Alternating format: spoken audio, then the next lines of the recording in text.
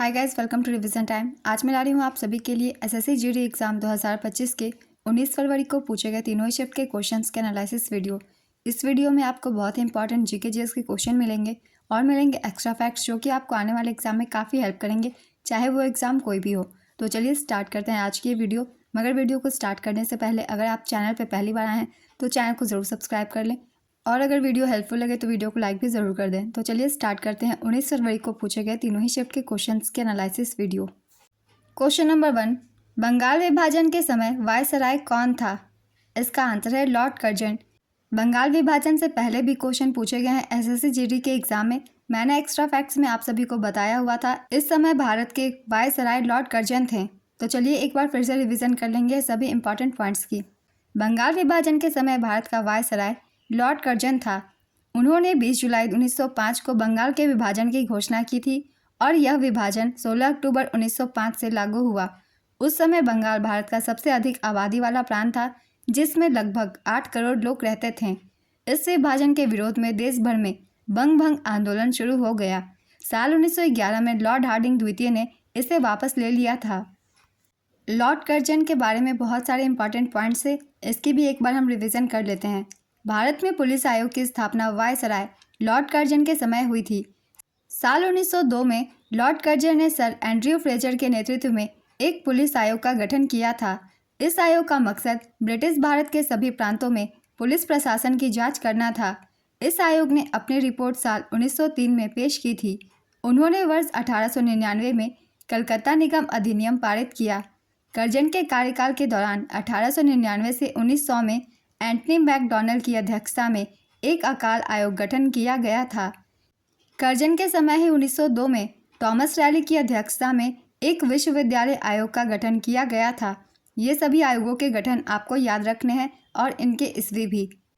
Curzon 39 वर्ष की आयु में भारत के सबसे कम उम्र के वायसराय बने थे। लॉर्ड हार्डिंग द्वितीय के समय 1911 में दिल्ली दरबार का आयोजन किया गया। इस दरबार में राजा जॉर्ज पंचम ने शिरकत की थी और इस दरबार में ही हार्डिंग ने राजधानी को कलकत्ता से दिल्ली स्थानांतरित करने की घोषणा की। लॉर्ड हार्डिंग ही वह पहले शख्स थे जिन्होंने साल 1911 में जॉर्ज पंचम के दिल्ली दरबार में इस बात की घोषणा की थी कि बंगाल विभाजन के बाद संयुक्त बिहार की राजधानी पटना होगी। नेक्स्ट क्वेश्चन, पहले एशियाई खेलों का आयोजन कहाँ हुआ था? इसका आंसर है भारत।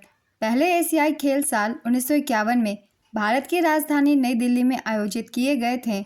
इन खेलों का उद्घाटन भारत के राष्ट्रपति राजेंद्र प्रसाद ने मेजर ध्यानचंद नेशनल स्टेडियम में किया था। इन खेलों में भारत ने 51 पदक जीते थे, जिनमें 15 स्वर्ण, 16 रजत और 20 कांस्य पदक शामिल थे। इन खेलों में भारत जापान के बाद पदक तालिका में दूसरे स्थान पर रहा था। इन खेलों में रोशन मिस्त्री ने महिलाओं की 100 मीटर और 400 मीटर रिले में रजत पदक जीता था। भारत में दूसरी बार एशियाई खेलों का आयोजन साल 1982 में भारत की राजधानी नई दिल्ली में हुआ था। इन खेलों का उद्घाटन 19 नवंबर 1982 को जवाहरलाल नेहरू स्टेडियम में हुआ। 1982 में एशियाई खेलों का शुभंकर अप्पू था। अप्पू एक हाथी था। यह इस खेल का 9वां संस्करण था। एशियाई खेल 2018 18 अगस्त से 2 सितंबर 2018 तक इंडोनेशिया के जकार्ता और पालेम्बांग शहरों में आयोजित हुआ। यह इसका 18वां संस्करण था। 2022 में एशियाई खेलों का 19वां संस्करण हांगझाओ, चीन में आयोजित किया गया था, जिसमें भारत ने कुल 107 पदक हासिल किए थे। 20वें एशियाई खेल 2027 में जापान में आयोजित किए जाएंगे। पहले भी ये सारे क्वेश्चन पूछे गए हैं एशियाई खेल से। मैंने एक्स्ट्रा फैक्ट्स में बताया था पहली बार 1951 में एशियाई खेल का आयोजन दिल्ली में किया गया था। तो ये सभी जो इम्पॉर्टेंट एक्स्ट्रा फैक्ट्स होते हैं उन सभी को आप सब अच्छे से ध्यान से सुना कीजिए। नेक्स्ट क्वेश्चन, तंजौर बाला सरस्वती किस नृत्य शैली से संबंधित है? इसका आंसर है भरतनाट्यम। तंजौर बाला सरस्वती भरतनाट्यम शास्त्रीय नृत्य से संबंधित है। उन्हें 1957 में पद्म भूषण और 1977 में पद्म विभूषण से सम्मानित किया गया था। उन्हें 1955 में संगीत नाटक अकादमी पुरस्कार से भी सम्मानित किया गया था। भरतनाट्यम तमिलनाडु का एक शास्त्रीय नृत्य है। यह भारत की सबसे प्राचीन शैली है। इसका उल्लेख शिल्पाधिकारम और भरत मुनि के नाट्य शास्त्र में मिलता है। यह मूलतः सादीराटम या थेवरटम के नाम से जाना जाता है। भरतनाट्यम नृत्य को एकहारे के रूप में जाना जाता है, जहां एक नर्तक एक ही प्रदर्शन में कई भूमिकाएं निभाता है। अलारिपू, जातिस्वरम, शब्दम, वर्णम भरतनाट्यम के कुछ तत्व हैं। भरतनाट्यम के कुछ प्रमुख कलाकारों के नाम हैं यामिनी कृष्णमूर्ति, कोमल वर्धन, वैजयंतीमाला, एस.के. सरोज, पद्म सुब्रमण्यम, रुक्मणी देवी अरुंडेल, लीला जैक्सन, राम गोपाल इत्यादि। तो ये सभी भरतनाट्यम से कुछ इंपॉर्टेंट पॉइंट्स थे, इन सभी को भी आप सब ध्यान में रखिएगा। अगला क्वेश्चन है, निम्न में से किस राज्य का लिंगानुपात सबसे अधिक है? इसका आंसर है तमिलनाडु। 2011 की जनगणना के अनुसार भारत का लिंगानुपात 943 है। 2001 की जनगणना के अनुसार भारत का लिंगानुपात 933 है। 2011 की जनगणना के अनुसार सर्वाधिक लिंगानुपात वाला राज्य केरल है। यहाँ के लिंगानुपात 1084 है। दूसरे स्थान पर है तमिलनाडु, यहाँ के लिंगानुपात 996 है। तो आपको आंसर जो ऑप्शन में दिए हुए राज्य हैं उनमें से करना था। तो दूसरे नंबर पे तमिलनाडु है, तो इसका आंसर तमिलनाडु होगा। अगर केरल होता ऑप्शन में तो सही आंसर इसका केरल होता। तीसरे स्थान पे है आंध्र प्रदेश, यहाँ के लिंगानुपात 993 है। चौथे स्थान पे है मणिपुर, यहाँ के लिंगानुपात 992 है। पाँचवें स्थान पे है छत्तीसगढ़, यहाँ के लिंगानुपात 991 है। 2011 की जनगणना के अनुसार न्यूनतम लिंगानुपात वाला राज्य हरियाणा है, यहाँ 879 लिंगानुपात है। न्यूनतम लिंगानुपात वाला दूसरा राज्य जम्मू कश्मीर है, यहाँ की 889 है। तीसरा राज्य सिक्किम है, यहाँ के लिंगानुपात 890 है। चौथे स्थान पे पंजाब है, यहाँ के लिंगानुपात 895 है। पाँचवें स्थान पे उत्तर प्रदेश, यहाँ की है लिंगानुपात 912। तो ये सबसे कम लिंगानुपात वाले राज्य थे। अब देख लेते हैं 2011 की जनगणना के अनुसार सर्वाधिक लिंगानुपात वाला केंद्र शासित प्रदेश। तो सबसे ज़्यादा लिंगानुपात वाला केंद्र शासित प्रदेश पुदुचेरी है, यहाँ के लिंगानुपात है 1037। लिंगानुपात में दूसरा स्थान लक्षद्वीप का है, इसकी है 947। न्यूनतम लिंगानुपात वाला केंद्र शासित प्रदेश दमन और दीव है, यहाँ के लिंगानुपात 618 है। इन सभी डाटा को आप सब याद रखिएगा, डाटा याद होंगे तभी आप इसका आंसर कर सकते हैं। अगला क्वेश्चन है, किस पंचवर्षीय योजना के बाद रोलिंग प्लान लागू किया गया था? इसका आंसर है 5वीं पंचवर्षीय योजना। जनता सरकार ने 1977 से 78 में 5वीं पंचवर्षीय योजना को अस्वीकार कर दिया और एक नई 6ठी पंचवर्षीय योजना शुरू की, जिसे रोलिंग प्लान के रूप में जाना जाता है। इस रोलिंग प्लान की समय अवधि थी 1978 से 80। भारत में रोलिंग योजना को डीटी लकड़वाला को लागू करने का श्रेय दिया जाता है। रोलिंग योजना की अवधारणा गुनार मेडल द्वारा गढ़ी गई थी। 24 मार्च 1977 को जनता पार्टी की सरकार बनी और मोरारजी देसाई प्रधानमंत्री बने थे। 6ठी पंचवर्षीय योजना को कांग्रेस सरकार के प्रधानमंत्री श्रीमती इंदिरा गांधी द्वारा समय से पहले ही 1980 में समाप्त कर दिया गया। 5वीं पंचवर्षीय योजना का कार्यकाल 1974 से 1978 ईस्वी तक का था।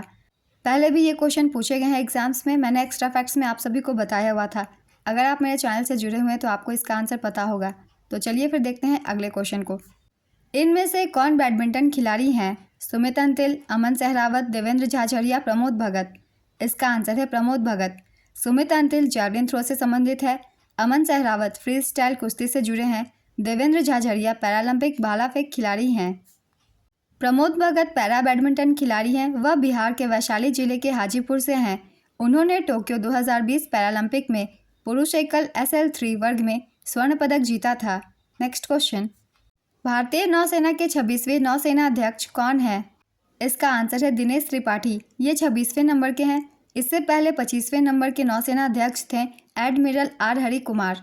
नेक्स्ट क्वेश्चन, 1956 के औद्योगिक नीति संकल्प ने किसका आधार बनाया था?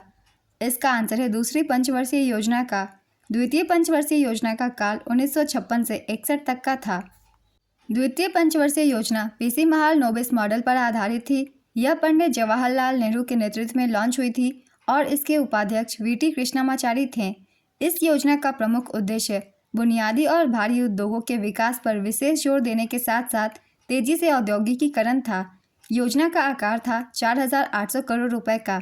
इस योजना में GDP का वार्षिक लक्ष्य 4.5% था, लेकिन इसकी कमी हुई और विकास दर 4.1% ही रही।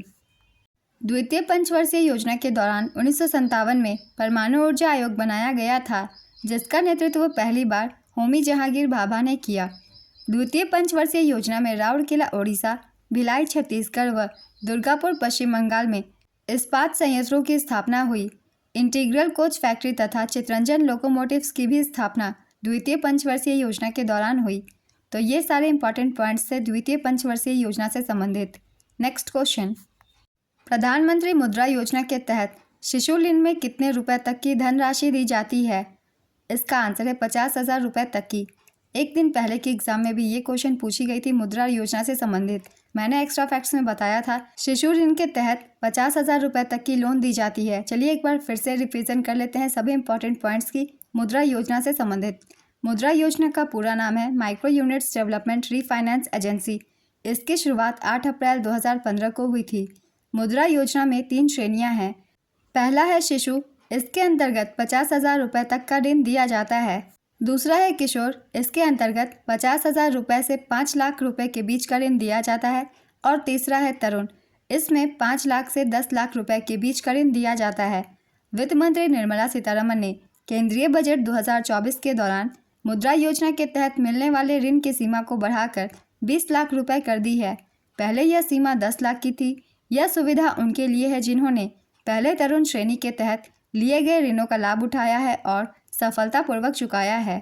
नेक्स्ट क्वेश्चन, भारत के सबसे लंबे समय तक सेवारत कैबिनेट सचिव कौन थे जो 5 साल की सेवा के बाद सेवानिवृत्त हुए? इसका आंसर है राजीव गौबा। राजीव गौबा 30 अगस्त 2024 को सेवानिवृत्त हुए। वर्तमान में भारत सरकार के कैबिनेट सचिव टीवी सोमनाथन हैं। ये 33वें कैबिनेट सचिव हैं। भारत सरकार के पहले कैबिनेट सचिव एनआर पिल्लई थे जो 6 फरवरी 1950 को नियुक्त हुए थे।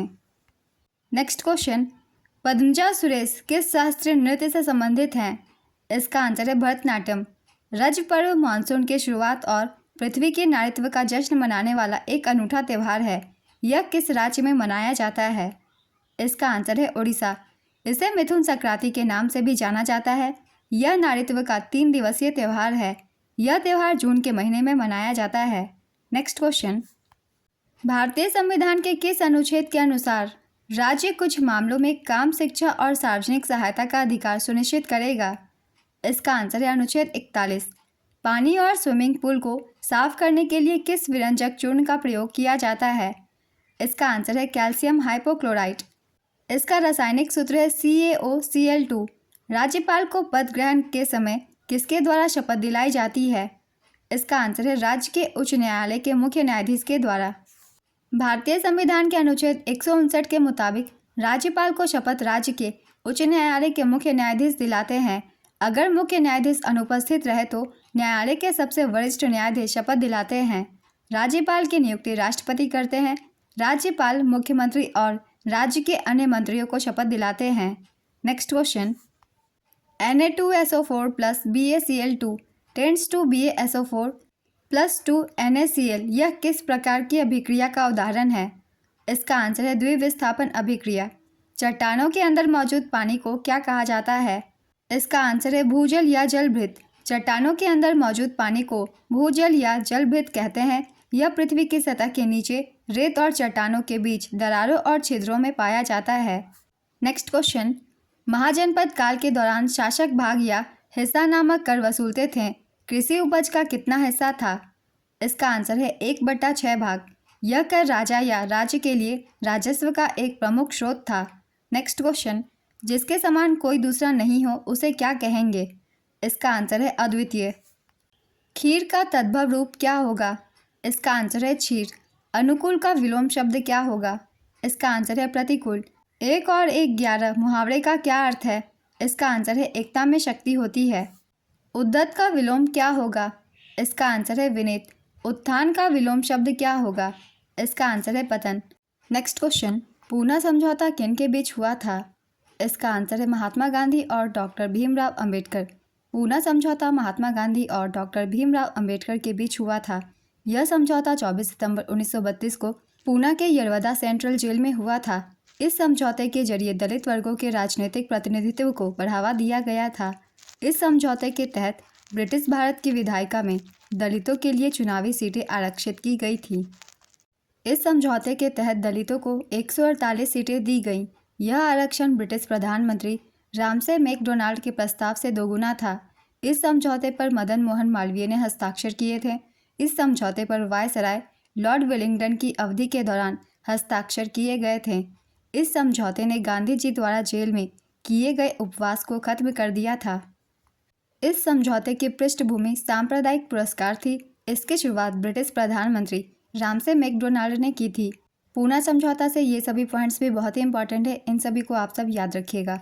अगला क्वेश्चन है, अरुणाचल प्रदेश में मोनपा जनजाति के द्वारा कौन सा त्यौहार मनाया जाता है? इसका आंसर है लोसर त्यौहार।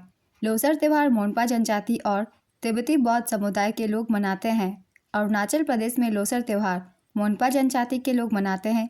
ये लोग पश्चिमी कामेंग और तवांग जिलों में रहते हैं। नेपाल में तामू लोसर महोत्सव गुरुंग समुदाय के लोग मनाते हैं। यह त्यौहार गुरुंग आबादी वाले जिलों में धूमधाम से मनाया जाता है। चलिए कुछ और भी हम जान लेते हैं त्योहारों को। कौन से त्यौहार किस राज्य में मनाए जाते हैं?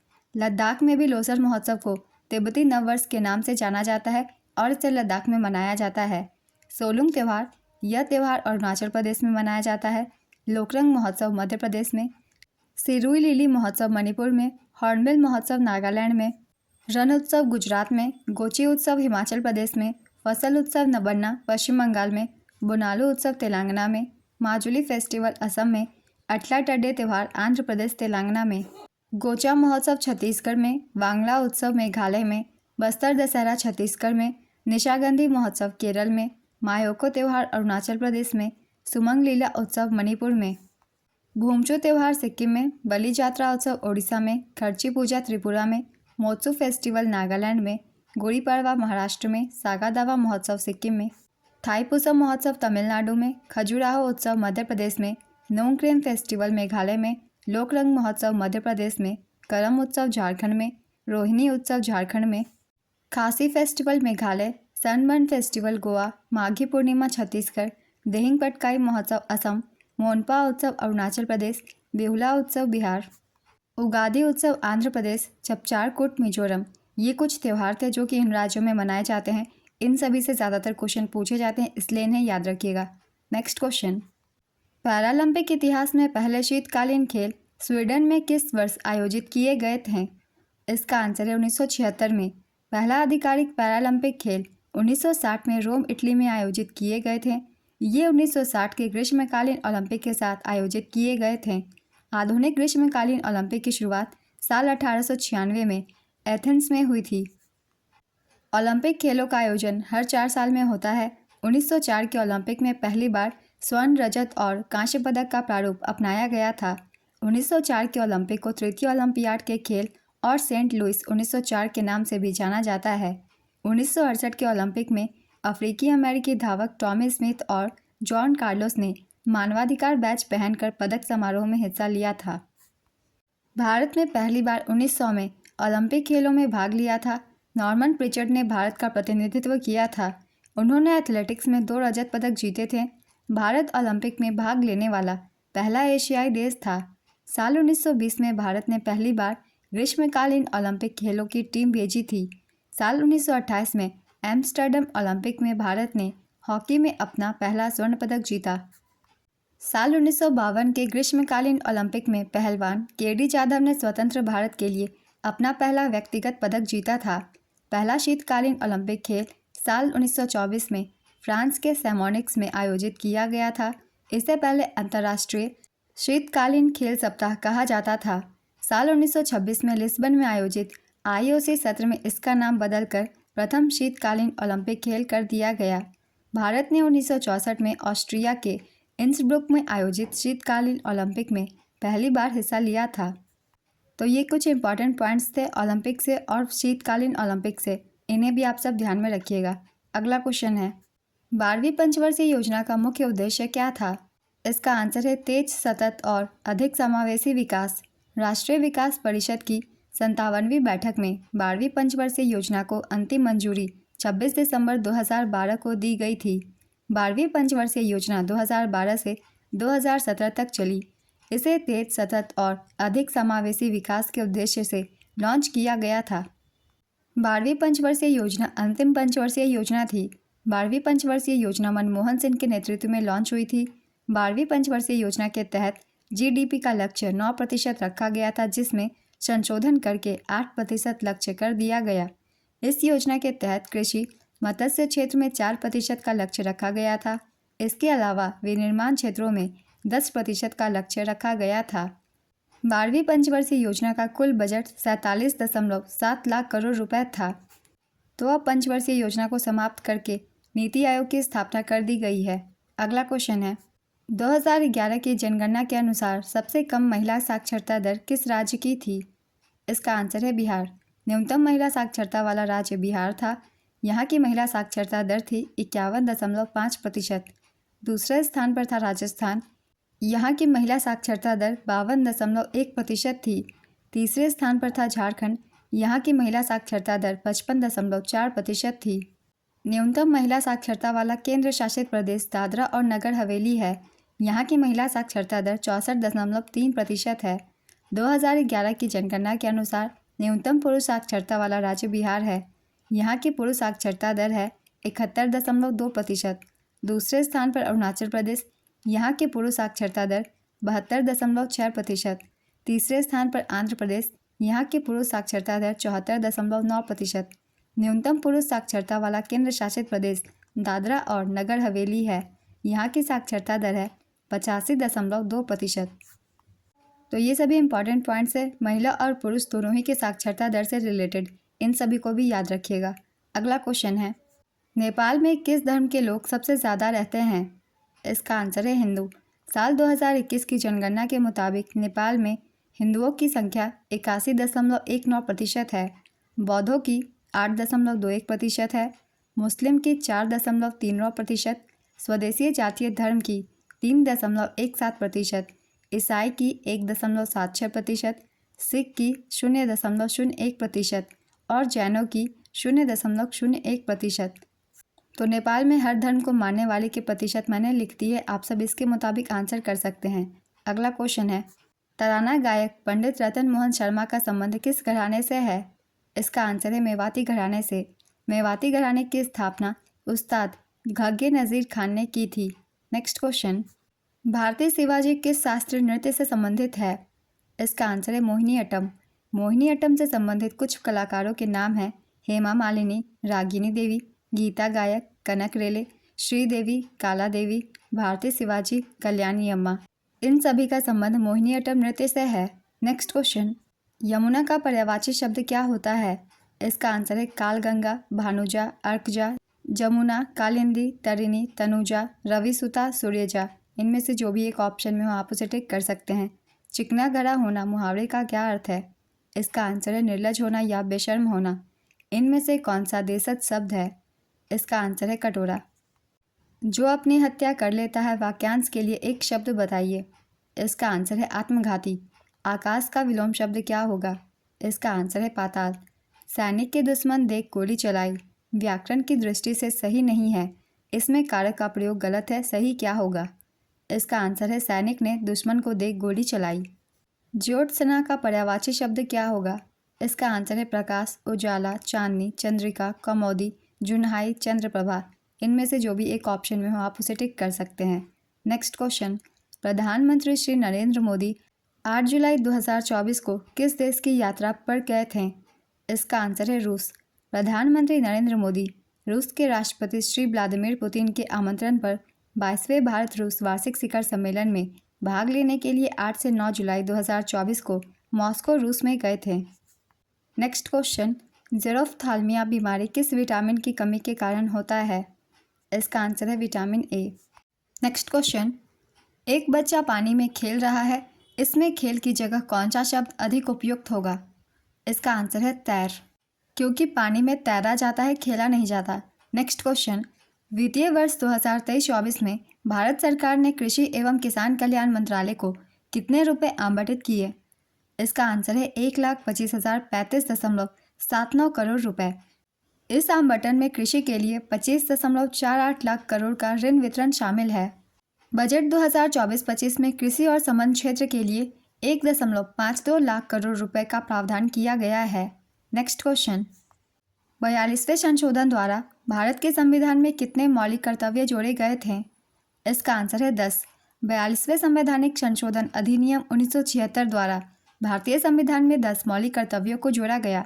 42वें संविधान संशोधन द्वारा भारतीय संविधान में भाग 4A और अनुच्छेद 51A को जोड़ा गया था। मूल संविधान में मौलिक कर्तव्यों की कोई सूची नहीं थी। भारत के संविधान में मौलिक कर्तव्यों का उल्लेख अनुच्छेद 51A में किया गया है। स्वर्ण सेन समिति की सिफारिश पर मौलिक कर्तव्यों को भारतीय संविधान में जोड़ा गया था। 86वें संविधान संशोधन अधिनियम 2002 द्वारा संविधान में 11वां मौलिक कर्तव्य जोड़ा गया। मौलिक कर्तव्य के विचार को रूसी संविधान से ग्रहण किया गया था। तो मौलिक कर्तव्य से आप देख रहे हैं इन सभी पॉइंट से क्वेश्चन बन रहे हैं, इसलिए इन सभी को आप सब ध्यान में रखिएगा। नेक्स्ट क्वेश्चन, मौखरी वंश ने मुख्य रूप से किस क्षेत्र में शासन किया था? इसका आंसर है उत्तर भारत। हरिवर्मा कन्नौज के मौखरी राजवंश के संस्थापक थे। यह वंश गुप्त साम्राज्य के पतन के बाद उभरा और बाद में वर्धन वंश के साथ इसका संबंध रहा। नेक्स्ट क्वेश्चन, एक ओवर में कितनी गेंद होती है? इसका आंसर है 6 गेंद। जम्मू कश्मीर पुलिस का विशेष महानिदेशक किसे नियुक्त किया गया है? इसका आंसर है नलिन प्रभात। जम्मू और कश्मीर में सबसे बड़ा धर्म कौन सा है? इसका आंसर है इस्लाम। यहाँ की 68.31% आबादी इस्लाम की है। नेक्स्ट क्वेश्चन, उत्तर भारत में आमतौर पर देखा जाने वाला जल निकासी पैटर्न किस प्रकार का पैटर्न है? इसका आंसर है निकासी स्वरूप। किसी राज्य की विधानसभा को कौन भंग कर सकता है? इसका आंसर है राज्यपाल। संविधान के अनुच्छेद 174 2B के तहत राज्यपाल को यह अधिकार दिया गया है। नेक्स्ट क्वेश्चन, डॉबेराइनर का त्रिक नियम के अनुसार ब्रोमीन एवं आयोडीन के साथ कौन सा तत्व आता है? इसका आंसर है क्लोरीन। प्रधानमंत्री कौशल विकास योजना की शुरुआत कब हुई थी? इसका आंसर है जुलाई 2015 में। भारतीय युवाओं को उद्योग संबंधित कौशल प्रशिक्षण प्रदान करने के लिए केंद्र सरकार ने जुलाई 2015 में PM कौशल विकास योजना की शुरुआत की थी। इस योजना का शुभारंभ केंद्रीय कौशल विकास और उद्यमिता मंत्रालय के द्वारा किया गया था। टैगलाइन है कौशल भारत कुशल भारत। इस योजना के अंतर्गत देश के बेरोजगार युवाओं को कौशल का प्रशिक्षण दिया जाता है। नेक्स्ट क्वेश्चन, वर्ष 2015 में पहली बार क्या हिमाचल प्रदेश में आयोजित हुआ था? इसका आंसर है पैराग्लाइडिंग इवेंट। इनमें से क्या सिंधु घाटी से संबंधित है? अजंता की गुफाएं, एलोरा की गुफाएं, मोहनजोदड़ो, इनमें से कोई नहीं। इसका आंसर है मोहनजोदड़ो। कहानी का तत्सम क्या होगा? इसका आंसर है कथा। कृपण का विलोम शब्द क्या होगा? इसका आंसर है दाता। पंडित बिरजू महाराज को पद्म विभूषण से कब सम्मानित किया गया था? इसका आंसर है वर्ष 1986 में। पंडित बिरजू महाराज एक प्रसिद्ध कथक नर्तक और कोरियोग्राफर थे। पंडित बिरजू महाराज लखनऊ के कालका बिंदादिन घराने से संबंधित थे। पंडित बिरजू महाराज को 1964 में संगीत नाटक अकादमी पुरस्कार, 1986 में पद्म विभूषण, 1987 में कालिदास सम्मान और 2002 में लता मंगेशकर पुरस्कार से सम्मानित किया जा चुका है। नेक्स्ट क्वेश्चन, भारत में हरित क्रांति के जनक के रूप में किसे जाना जाता है? इसका आंसर है डॉक्टर MS स्वामीनाथन। विश्व में हरित क्रांति का जनक नॉर्मन बोरलॉग को माना जाता है। नेक्स्ट क्वेश्चन, अधिक खर्च करने वाला क्या कहलाता है? इसका आंसर है अपव्ययी या खर्चीला। कोयला और संग के लिए एक शब्द क्या होगा? इसका आंसर है नाद। निम्नलिखित में से कौन सा युग्म असंगत है? केंद्रक अनुवांशिक सामग्री का नियंत्रक, राइबोसोम प्रोटीन संश्लेषण, लाइसोसोम कोशिका का पाचन तंत्र, राइबोसोम अपशिष्ट पदार्थों का नाश। इसका सही आंसर है राइबोसोम अपशिष्ट पदार्थों का नाश। ये असंगत है, मतलब कि ये गलत मैच है। सही मैच है अपशिष्ट पदार्थों का नाश लाइसोसोम करता है, न कि राइबोसोम। नेक्स्ट क्वेश्चन, सेना के रहने का स्थान के लिए एक शब्द क्या होगा? इसका आंसर है छावनी। अपने पैर पर डैश मारना। इसका आंसर है कुल्हाड़ी। सितंबर 2024 तक भारत के केंद्रीय इस्पात मंत्री कौन थे? इसका आंसर है HD कुमारस्वामी। इश्क वाला लव गाने के संगीतकार कौन थे? इसका आंसर है सलीम मर्चेंट और नीति मोहन। आवर्त सारणी का 17वें समूह का कौन सा तत्व पीले रंग का होता है? इसका आंसर है क्लोरीन गैस। क्लोरीन कमरे के तापमान और वायुमंडलीय दबाव पर एक हरे पीले रंग की गैस है। नेक्स्ट क्वेश्चन, PM गरीब कल्याण अन्न योजना किनके द्वारा लॉन्च किया गया था? इसका आंसर है प्रधानमंत्री नरेंद्र मोदी। प्रधानमंत्री गरीब कल्याण अन्न योजना की शुरुआत 26 मार्च 2020 में प्रधानमंत्री श्री नरेंद्र मोदी जी के द्वारा की गई थी। इस योजना का उद्देश्य, इस योजना के तहत केंद्र गरीबों को प्रति माह 5 kg मुफ्त राशन उपलब्ध कराएगा। प्रारंभ में यह योजना दिसंबर 2022 में समाप्त होने वाली थी, फिर इसे दिसंबर 2023 तक बढ़ा दिया गया और अब इसे अतिरिक्त 5 वर्षों यानी कि 2028 तक के लिए बढ़ा दिया गया है। इस योजना की नोडल मंत्रालय है वित्त मंत्रालय। इस योजना के तहत दिसंबर 2028 तक मुफ्त फोर्टिफाइड चावल की आपूर्ति जारी रखने को मंजूरी मिली है। नेक्स्ट क्वेश्चन, 2011 की जनगणना के अनुसार किस केंद्र शासित प्रदेश में जैन धर्म की आबादी सबसे अधिक है? इसका आंसर है नई दिल्ली। राज्यों में सबसे अधिक जैन धर्म की आबादी महाराष्ट्र में है। नेक्स्ट क्वेश्चन, भारत में किस पंचवर्षीय योजना के तहत परिवार नियोजन कार्यक्रम का कार्यान्वयन योजना के प्रमुख लक्ष्यों में से एक था? इसका आंसर है चौथी पंचवर्षीय योजना। चौथी पंचवर्षीय योजना की अवधि 1969 से 74 तक थी। चौथी पंचवर्षीय योजना सूखे, अवमूल्यन और मुद्रास्फीति की मंदी के दबाव के परिदृश्य में इंदिरा गांधी सरकार द्वारा शुरू की गई पहली योजना थी। इस योजना में 5.7% GDP लक्ष्य रखा गया था, लेकिन योजना असफल रही। इस योजना में सिर्फ 3.3% की वार्षिक वृद्धि हुई। योजना का आकार था 15,902 करोड़ रुपए। चौथी पंचवर्षीय योजना के दौरान सबसे पहले बफर स्टॉक की अवधारणा पेश की गई और 50 लाख टन खाद्यान्न के बफर स्टॉक की परिकल्पना की गई। इसी योजना के दौरान सूखा संभावित क्षेत्र कार्यक्रम शुरू किया गया। 14 बैंकों का राष्ट्रीयकरण, MRTP अधिनियम तथा बफर स्टॉक की धारणा चौथी पंचवर्षीय योजना के दौरान लागू हुई। नेक्स्ट क्वेश्चन, महिलाओं और बच्चों के लिए विशेष प्रावधान कौन सा अनुच्छेद करता है? इसका आंसर है अनुच्छेद 15(3).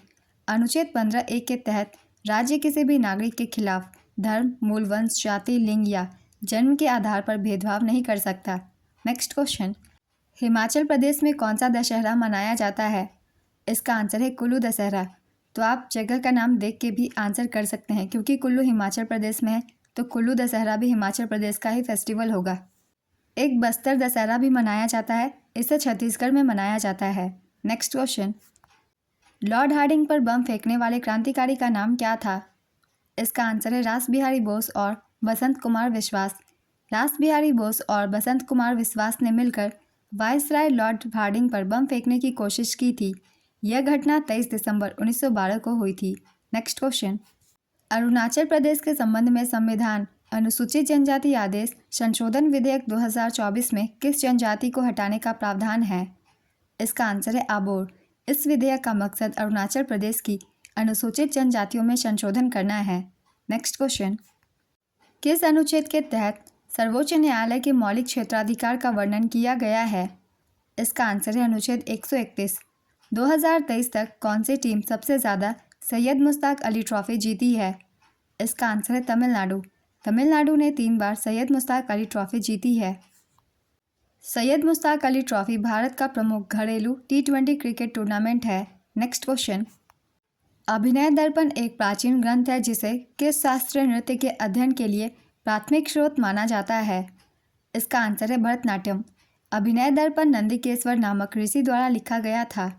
नेक्स्ट क्वेश्चन, बृहत का विलोम शब्द क्या होगा? इसका आंसर है लघु। आज की ये वीडियो कंप्लीट होती है। बहुत ही इंपॉर्टेंट क्वेश्चंस थे GK GS के भी और हिंदी के भी। तो अगर आप सभी को ये वीडियो हेल्पफुल लगे तो वीडियो को लाइक ज़रूर कर दीजिएगा और इस तरीके की वीडियो के लिए चैनल भी ज़रूर सब्सक्राइब कर लीजिए। फिर मिलते हैं अगली वीडियो के साथ। आप सभी को आने वाले एग्जाम्स के लिए ऑल द बेस्ट।